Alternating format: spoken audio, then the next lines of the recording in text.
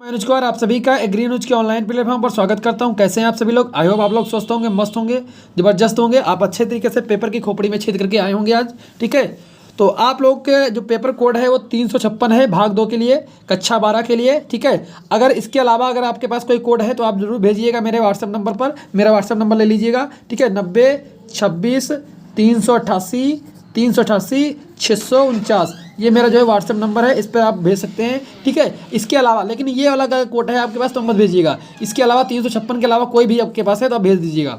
ठीक है, तो यहाँ पर देखिए अब इस पेपर को एनालिसिस कराने वाला हूँ। कैसे आप इसमें करके हैं, क्या अपना सही हुआ, स्कोर अपना जोड़ लीजिएगा बेहतरीन तरीके से।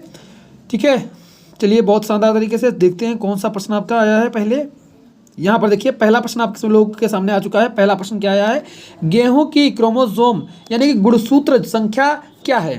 ठीक है, तो गुणसूत्र संख्या की बात करें तो 42 होगी, 44 होगी, 46 या 48। तो इसमें आप क्या कहेंगे, बिल्कुल राइट आंसर आपका क्या बनेगा, तो आप कहेंगे 42 का सही आंसर जाएगा, 42 इसमें सही आंसर हो जाएगा। ठीक है, नेक्स्ट प्रश्न आपका है, किस फसल में उपज जो है जमीन के नीचे से मिलती है। देखो आपसे मैं कई बार बताया था, आज का जो मैं 50 वाले जो MCQ कराए थे, 50 सुबह मॉर्निंग वही 4 बजे। ठीक है, 4-5 बजे आपकी जो मैं क्लास लिया था उसमें आपको मैं कई बार बताया था कि जैसे छोटे छोटे कॉमन ऐसे तिलहनी फसल कौन सी है, दलहनी फसल कौन सी है। ठीक है, हरी खाद वाली फसल कौन है कौन नहीं है, ऐसे प्रश्न ज़्यादा बनेंगे। ठीक है, तो उसी के अंदाज एवज में यहाँ पर क्वेश्चन आपसे पूछा है, किस फसल में उपज जमीन के नीचे मिलती है। तो आप लोग सभी पता है आलू कहाँ लगता है, नीचे लगता है। मूंगफली कहाँ होती है, नीचे होती है। पैकिंग वगैरह आप सुने होंगे। ठीक है, तो यहाँ पर आपका थर्ड ऑप्शन बिल्कुल सही आंसर हो जाएगा। ठीक है, ये देखिए ये भी क्वेश्चन आज सुबह में जो मैराथन क्लास लिया था उसी में आपको बताया था। वहाँ पर मैंने बताया था पोटेशियम सल्फेट क्वेश्चन का था और म्यूरेट ऑफ पोटास को मैं डिफाइन किया था।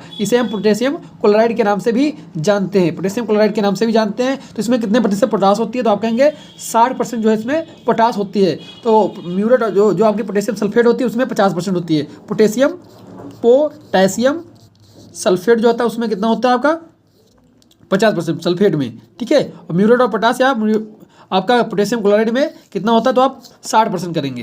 ठीक है, चलिए नेक्स्ट प्रश्न आपका, ब्लू ग्रीन एल्गी एक है। ब्लू ग्रीन एल्गी आपकी क्या है, आप लोग जैव उर्वरक वाले टॉपिक में पढ़े होंगे। ठीक है, तो जैविक खाद क्या बनाने का, एक जैविक खाद बनाते हैं इससे, रासायनिक खाद नहीं है आपकी, गोबर खाद नहीं है। तो ये आपका हो जाएगा ब्लू ग्रीन एल्गी जैविक खाद। नेक्स्ट आपका, टिक्का किस फसल की बीमारी है। ये आज भी क्वेश्चन मैं आपको कराया हूँ आज ही। ठीक है, मूंगफली का है, मूंगफली का मैं आपको बताया था, मूंगफली का लास्ट क्वेश्चन था ये।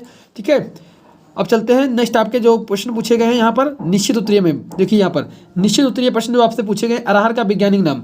अरहर का वैज्ञानिक नाम आपसे पूछा गया है, तो अरहर का जो वैज्ञानिक नाम होता है वो कैजान होता है। कजान। ठीक है, कजान ये होता है। और दूसरा है प्रश्न आपका, द्वितीयक पोषक तत्वों के नाम लिखिए। देखो प्राइमरी जो एक तो थे माइक्रो, एक माइक्रो। ठीक है, माइक्रो में क्या थे आपके प्राथमिक पोषक तत्व जिनको बोलते थे एनपीके क्या थे हमारे प्राथमिक थे। और यहाँ पर द्वितीय आपसे पूछ लिया है, द्वितीय में आप क्या कहेंगे, मैग्नीशियम, कैल्शियम, सल्फर, ये हमारे कैसे होते हैं, द्वितीयक पोषक तत्व हैं। ठीक है, द्वितीयक पोषक तत्व हैं। ठीक है, एनपीके क्या थे, वो हमारे प्राथमिक थे, नाना पाटेकर। ठीक है, नेक्स्ट आपका, हरी खाद के 2 फसलों के नाम लिखिए। देखो मैंने आपको बताया था ना कि ऐसे प्रश्न बहुत पूछे जाएंगे। हरी खाद वाली 2 फसलों के नाम लिखिए, तो इसमें लिख देते हैं ढैंचा है, लोबिया है। ठीक है, ढैंचा लिख देते हैं, ढैंचा। ठीक है, लोबिया भी हरी खाद के लिए यूज की जाती है। उड़द ये सभी हो जाएंगे हमारे हरी खाद वाली। नेक्स्ट क्वेश्चन है, मृदा या सॉइल किस भाषा का शब्द है, तो लैटिन भाषा का शब्द है। मैं आपको कराया था अति उत्तरी प्रश्नों में। ठीक है, यहाँ पर आपको एक डायग्राम मिल रहा होगा, उसमें देख लीजिएगा, जो आपकी वीडियो के थंबनेल मिल रहा होगा, इसमें अगर आप लोग पढ़े हैं इससे तो यहाँ पर कर लेंगे। ठीक है, लैटिन भाषा का शब्द है। ठीक है, नेक्स्ट आपका, खड़ी फसल में खाद देने को कहते हैं। देखो जो खड़ी फसल होती है उसमें जब हम खाद देते हैं तो उसे हम क्या कहते हैं, तो उसे हम कहते हैं टॉप ड्रेसिंग कहते हैं, टॉप ड्रेसिंग बोलते हैं इसे। ठीक है, खड़ी फसल में खाद देना। नेक्स्ट आपके अति उत्तरी प्रश्नों में देखिए पूछा गया है, डायमोनियम फास्फेट में कौन से तत्व पाए जाते हैं। ठीक है, डीएपी आपको पता ही होगा, डीएपी में क्या होता है, आपको कई बार बता चुका हूँ। 46% में क्या होती है, 46% में होती है फास्फोरस, 18% में होती है नाइट्रोजन। ठीक है, उनकी प्रतिशत मात्रा लिखनी थी, बस इतना ही सिंपल आंसर इसका कर देना था। मिट्टी के 2 भौतिक गुणों में आपको बताया हूँ कौन कौन से होते हैं, जैसे कि मृदा ताप है, मृदा गठन है, मृदा संरचना है। ठीक है। मृदा गठन है, 2 ही आपसे पूछा था, ठीक है। मृदा गठन है, और भी लिख देते हैं यहाँ पर मृदा ताप है, ठीक है। मृदा रंध्रावकाश है, मृदा रंध्रावकाश है, रंध्रा अवकाश है, ठीक है। इसमें लिख लीजिएगा रंध्रावकाश है, ये सभी इसमें आ जाते हैं, ठीक है। नेक्स्ट है आपका कंपोस्ट खाद में एनपीके की प्रतिशत मात्रा होती है। जो कंपोस्ट होती है उसमें जो एनपीके मात्रा होती है वो कितनी होती है। अब एक कंपोस्ट में जो खाद है उसमें एनपीके की प्रतिशत मात्रा। अब देखो यहाँ पर तो थोड़ा कन्फ्यूजन वाला क्वेश्चन बनेगा, क्योंकि यहाँ पर पूछा है कंपोस्ट में, ठीक है। कंपोस्ट जो होती है वो 2 प्रकार की हो सकती है, आपकी वर्मी कंपोस्ट भी होती है, एक शहरी कंपोस्ट होती है, एक जो है आपकी ग्रामीण कंपोस्ट होती है। तो अलग अलग कंपोस्ट होती है, अलग अलग जो है इसमें मात्राएं पाई जाती हैं, ठीक है। मैं आपको बता दे रहा हूँ जो शहरी वगैरह होती है, ठीक है, उसके हिसाब से। तो अगर इसमें लगभग 1 से 1.5 ऐसा का सिक्वेंस आपने लिखा है इसके आसपास, तो ऑलमोस्ट सही होना चाहिए। अब ये डिपेंड करता है एग्जामिनर उसमें क्या सोच के बनाया है, किसके बारे में पूछा है, ठीक है, किसके बारे में पूछा है, ठीक है। तो लगभग आपका 1, क्योंकि एवरेज अगर देखा जाए तो 1, 1.5 और 1 यही जो है सबसे बेस्ट जिसका एवरेज निकल के आएगा, ठीक है। नेक्स्ट आपका गन्ने के 2 प्रमुख रोग लिखिए। रोगों की अगर बात करें तो लाल सड़न रोग तो आपको अच्छी तरीके से पता होगा, ठीक है। लाल सड़न रोग, रेड रॉट जिसे बोलते हैं, ठीक है, सड़न रोग होता है। और एक इसमें आप लिख देते लाल सड़न रोग लिख देते, और इसमें क्या हो जाएगा, एक उकटा रोग भी कर सकते थे आप, उससे कोई दिक्कत नहीं थी इससे भी, ठीक है। हालांकि अगर आप नहीं करके आए ऐसा तो आप इसमें जैसे कि इसका रोग एक और होता है बेहतरीन, जैसे कि रोगों की अगर बात करें लाल सड़न रोग हो गया आपका, जिसे कि ग्लोल के द्वारा प्रयोग किया जाता है। और कंडुआ भी कर सकते थे, एक उसमें स्टिकिंग होती है, स्टिकिंग भी कर सकते थे, कुछ भी इसमें कर देते, ठीक है। लीफ ब्राउनिंग भी कर सकते थे। लीफ रोग क्या है हमारा, एक रोग हो गया लाल सड़न रोग, दूसरा रोग हो जाएगा यहाँ पर leaf browning, leaf spot browning कर देते, लीफ स्पॉट, ठीक है, लीफ स्पॉट कर देते, ठीक है, ये भी चल जाता है आपका, ठीक है। और रोगों की अगर बात करें इसमें जैसे कि कंडुआ का लिख कर आए हैं, कंडुआ, तो कंडुआ भी चल जाएगा, ठीक है, कंडुआ, ठीक है। ये चीज़ मेजर आपका लाल सड़न रोग जो है उसे मत भूलिएगा, ठीक है। ये देखो टीपीएस जो मैंने हाल ही में आपका कल ही शाम को शायद, ठीक है, आपका जो क्विज होती है क्विज, ठीक है, क्विज वाला जो होता है उस पर मैंने इसका फुल फॉर्म डाला था, टीपीएस जो है किससे संबंधित है, ठीक है। तो आप इसको याद होगा आपको। और आलू वाली जो खेती मैंने आपको भेजी थी उसमें भी आपका इसमें लिखा था टीपीएस, ट्रू पोटैटो सीड, ठीक है, ट्रू पोटैटो सीड होता है, आलू से संबंधित है। नेक्स्ट है मक्का का वर्गीकरण। देखो ये थोड़ा हद के क्वेश्चन आया है, मक्का का वर्गीकरण।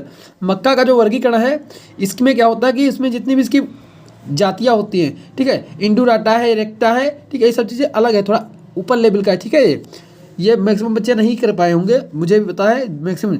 अगर ऐसा कोई है जो इसका वर्गीकरण करके आया है तो जरूर कमेंट करिएगा, ठीक है, क्योंकि इतना लेवल वर्गीकरण इसमें मान लो बिल्कुल ही अलग है, ठीक है, क्योंकि ये इतना कराया नहीं जाता है स्कूलों में, ठीक है, और इतना पूछा भी नहीं जाता कि वर्गीकरण वगैरह, ये बॉटनी से क्वेश्चन पूछा गया है, ठीक है।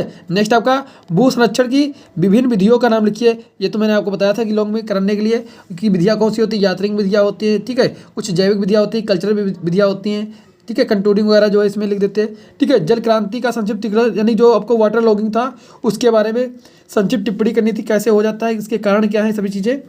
नेक्स्ट आपका है संक्षेप में आलू की खेती के खेती केवल बिंदुवार लिखिए। बिंदुवार लिखिए मतलब कि बिंदु के अनुसार, मतलब कि डॉट रख के, यानी कि डॉट करके खेती इस प्रकार से आपको लिख देनी थी, ठीक है। अगर आप किसी भी प्रकार से लिखिए कोई दिक्कत नहीं, आलू की खेती कुल मिला के आपको लिखनी थी वहाँ पर, ठीक है, आलू की खेती, ठीक है। या फिर वहाँ पर पर्यावरण प्रदूषण का आधुनिक कृषि पर जो है आपका प्रभाव क्या हो रहा है उसके बारे में लिखना था। नेक्स्ट आपका बरसीम की खेती जो आई थी संक्षिप्त में आई थी, बिल्कुल संक्षिप्त में लिखना था, ये मैंने आपको कल वाली वीडियो में कराया था आपको, ठीक है। बरसीम की खेती, उर्वरक एवं फसल सुरक्षा रसायनों के बीच पर्यावरण प्रभाव क्या है, पर्यावरण से था ये, चलिए बढ़िया है। देखिए यहाँ पर आपका जैसे आया था इसमें क्या आप कर सकते थे, जैसे कि मृदा का भूविज्ञानिक वर्गीकरण आप कर सकते थे, ठीक है। मृदा संरचना आपको बताया था, कार्बनिक खादों आप कर सकते थे, दो तो आप यहीं से कर सकते थे। चूड़ित आस्था भी आपको बताया था, पाउडरिंग मिल्ड्यू जो होता है इसके बारे में आप कर सकते थे, ठीक है। पर्यावरण अध्ययन का क्षेत्र, ठीक है, ये भी आप कर सकते थे। पर्यावरण के बारे में तो आप लोग पहले तैयार रहते हैं। देखो वर्गीकरण में आप फंस जाते हैं, ठीक है, यहाँ पे जो टर्म होता है वही आप लोग लिखना होता है, ठीक है। मृदा वर्गीकरण भी आप थोड़ा फंस जाते हैं, ठीक है। लेकिन ये जो है आपके 5 जो है टॉपिक बिल्कुल अच्छे थे, 4 1 2 3 4 टॉपिक, ठीक है। और 3 पे तुम्हें टिप्पणी करनी थी तो किसी पर एक भाई कर देते, ठीक है। तो आई होप आपको अच्छा लगा होगा पेपर। ठीक है। आप लोग बताइएगा आपका स्कोर कितना हुआ है इसमें, ठीक है। और आप लोग फीडबैक जरूर दीजिएगा कैसा रहा आपका पेपर, ठीक है, आपको कितना फ़ायदा मिला है, ठीक है। सभी लोग फीडबैक करेंगे और लाइक जरूर करेंगे, वीडियो को शेयर करेंगे, लाइक जरूर कर देंगे सभी लोग। मिलते हैं नेक्स्ट वीडियो में। जय हिंद, जय भारत।